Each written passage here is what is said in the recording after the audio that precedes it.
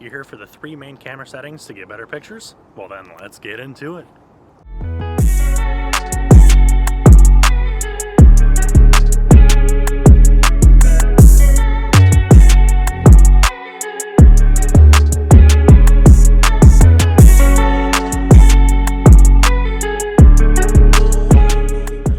So before we get started, I have to mention that light has a huge impact on every single one of these settings that I'm going to be going over with you today. So just keep that in mind while we're watching the whole video today.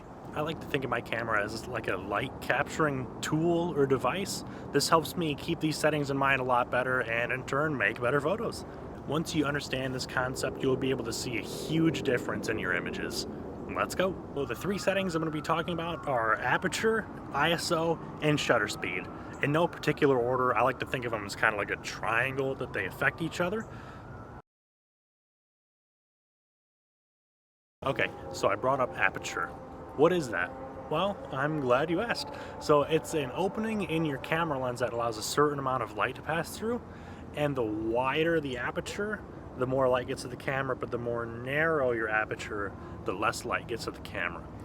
So I'm going to throw some very short videos on screen right now, and I'm going to show you the difference in the middle, as you can see. So you can see the aperture blades that are very narrow, creating that really small hole in the middle. And then now you'll see a much wider opening. So that's the camera's aperture, and that controls light and many more things, which we're going to get into.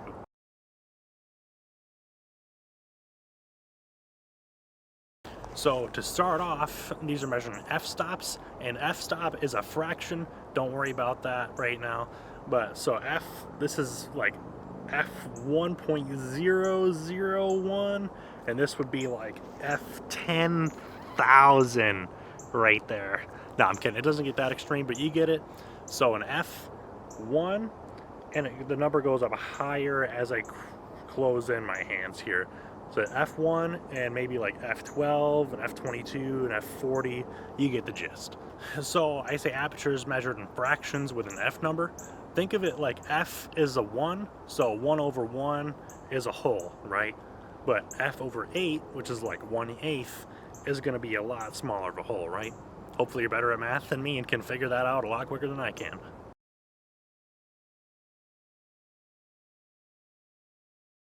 Dino Dan, when do I use a wider aperture versus a more narrow one? Great question, audience member. I'm glad you asked. So you want to use a more wide open aperture, let's say f1.8, which is very popular for the nifty 50 lens. I highly recommend that. And you're going to use this for things such as portraits, if you're shooting at night and conditions are low light, or if you want some really good depth of field, which is subject separation from the background, and that would be a more shallow depth of field. Now, for a more narrow aperture, you're going to want to use this for mostly landscapes or when you want to limit the amount of light coming to your camera's sensor. Okay, and now if you'll just refer to these 3 images on screen that I put up there for you at different f-stops, or more wide versus more narrow apertures. Don't mind my face, I don't know why it looks like that. But you can see the difference. So I believe I go from f1.8 to f16.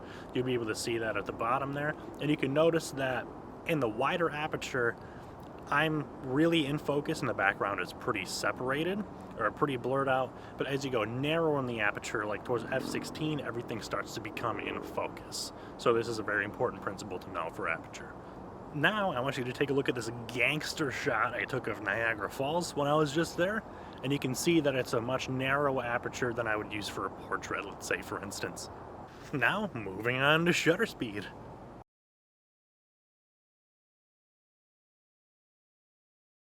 Okay, so shutter speed is one of the 3 main settings that we're talking about today, and the 3 main settings you need to be able to take great pictures.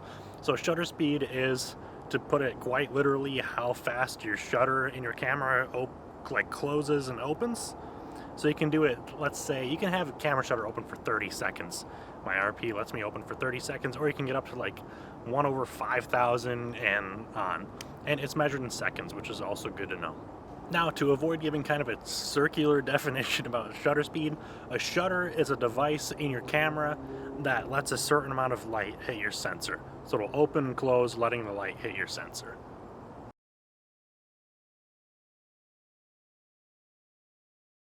Okay, so how does shutter speed affect light and motion in your images?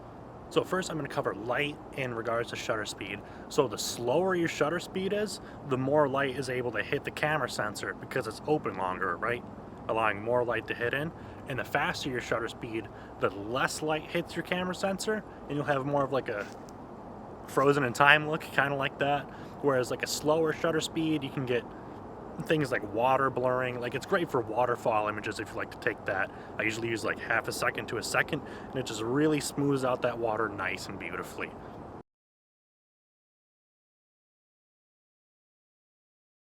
So when should you use slower and faster shutter speeds? So it's really up to you to toy with, but there's specific things that you should use slower versus faster shutter speeds on. Like I stated previously, like the waterfall smoothing over. But if you were to image a hummingbird and you put like a 5-second shutter speed on it, it would just get all blurry and look like crap. So you might want to use like 1 over 500 or so if your camera allows, or something like that. Or you could raise it, lower it to capture things like wings in motion.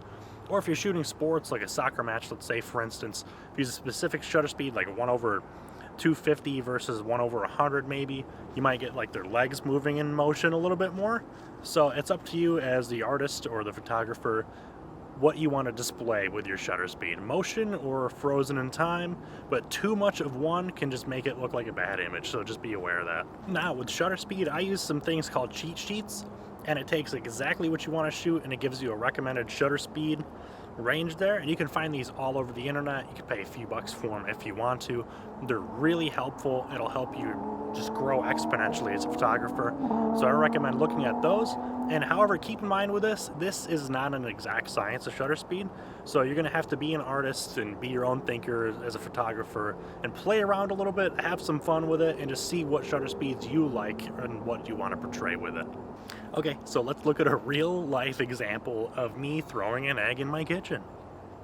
So the first example I'm going to give you, the shutter speed was maybe a bit too fast because it shows me throwing it up and the egg is like frozen in the air. You don't know whether it's coming or going, dropping, whether it's thrown up into the sky, or if it just likes to float around there. There's no motion to it, so I might do this a little bit differently if I want to portray the egg is actually in motion.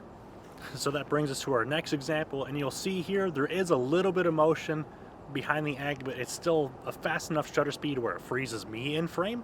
So this would be a good example of how to use shutter speed. You can see the blur on the bottom a little bit gives it that specific motion that you're looking for, and you can clearly see that it's going up towards the ceiling, and I'm throwing it up there. Now, so this next image I'm showing you, I left the shutter open for a bit too long, and you'll see all the values down in the bottom left of the images. So I left it open for a bit too long, and you can see it's too blurry and there's too much motion, so that's one where you'd want to maybe make it a little bit faster, for instance. And then lastly, use whatever shutter you want to display that you dropped the egg on the kitchen floor. It doesn't really matter. That thing's not moving. It already leaked all over the place. There's nothing left for that egg juice to go. So be the judge of that one.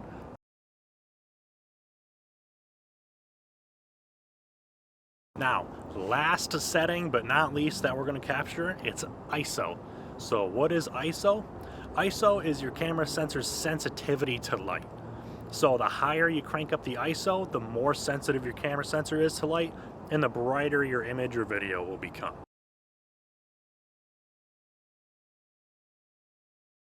So how is it measured? So ISO is measured in numerical value, and it starts around, like, I believe even as low as 50 on some cameras and iPhones now I've seen, all the way up to like 32,000, 64,000 and beyond that, which is just a crazy amount of ISO. You probably won't need to go that high really in real life. ISO is measured in a logarithmic ISO is measured in a logarithmic scale. I know, ew, gross math, trigonometry, get that out of here. Don't worry about it. All you need to know is that every time it doubles, it's another stop of light. So let's say it starts at 100 ISO. If you want to raise one stop of light, you'd go to 200.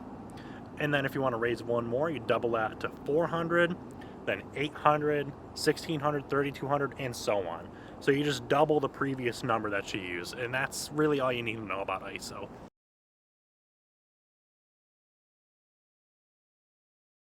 Okay, so when should I use a higher versus a lower ISO?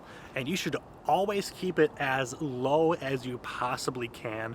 It's very important because if it gets too high, you'll get a lot of noise in your image, which is all these tiny little grains, and it just makes it not look good if you're not using it in an artistic way like some people do, but it really takes some thought behind that, mostly for black and white images and film and all that stuff. So for the higher end, your ISO, you want to cap it about like 3200 to 6400, somewhere around there. I would keep it there unless you absolutely have to push it farther, which in that case, I would say try to get a little bit better lighting to limit the ISO.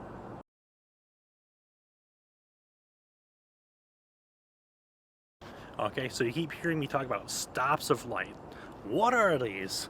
Well, I'm here to tell you. So a stop of light, let's say increasing a stop of light is doubling the light that hits your camera sensor, and decreasing one stop of light is halving the light that hits your camera sensor. So you can change this with ISO, aperture, and shutter speed. So you can affect stop of light with all three of these settings. Now, the doubling and halving the light, you can see on screen here. I'm going to put up a little graphic for you. So with the shutter speed and ISO, it's pretty easy to follow. It's literally pretty much doubling or halving the numerical value. Like, let's say, for instance, 200 to 400 ISO is adding a stop of light, right? Because you're doubling that numerical value, you're letting twice the amount of light hit your camera sensor. Shutter speed is kind of the same. 1 over 125 is going to let in twice as amount of light as 1 over 250. But aperture, it gets a little wonky, so just take a picture of this on screen if you like, or just keep it for reference, but it's a little bit different. So here's a graphic on how that all affects the stops of light.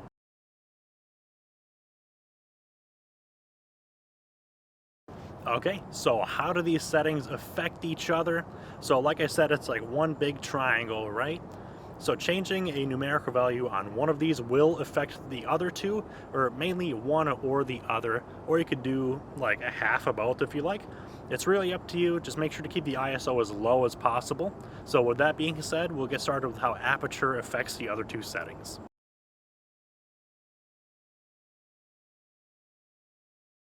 So aperture, right?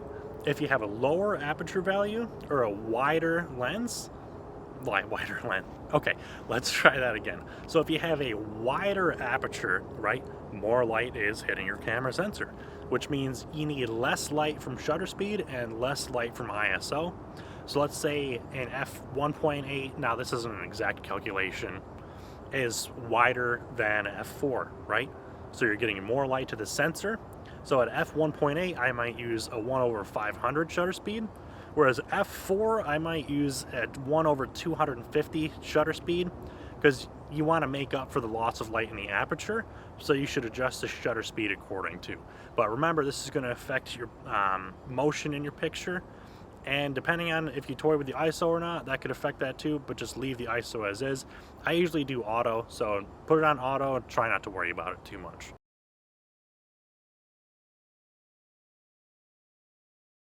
That brings us on to how aperture affects ISO. If you widen your aperture, you need less ISO. And if you close down your aperture, you're going to need more light, right? So you can change your ISO and raise it, but I would recommend toying with shutter speed first. Okay, so now knowing that concept and knowing that aperture can affect these two, you should conclude that maybe toying with ISO or toying with shutter speed will also toy with the other two, right?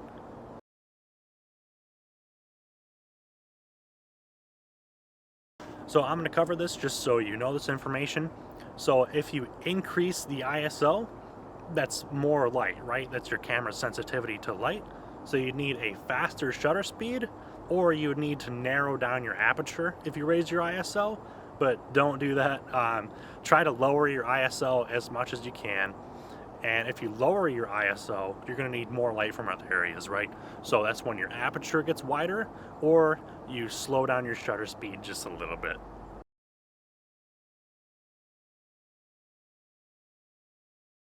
Okay, so I think we covered our bases here, but just so I don't leave it out, shutter speed, right? So a faster shutter speed is less light because the shutter's open for less time. So you would need to either A, widen your aperture, or B, raise your ISO. Now conversely, a slower shutter speed lets in more light because it's open for longer, right? So you need to either narrow down your aperture or raise the f-stop, or you need to lower your ISO value. Alright, now y'all are pros. Thank you very much for sticking me to the end. If you did, if you liked it, hit like. If you want to see more, hit subscribe. If you hated this video, hit dislike. Do something. I'm going to throw my Instagram down there, right there, Dino Dan the Cameraman. Give me a follow on Instagram. You can see some of my work in real life. And as always, we'll see you next time. Peace.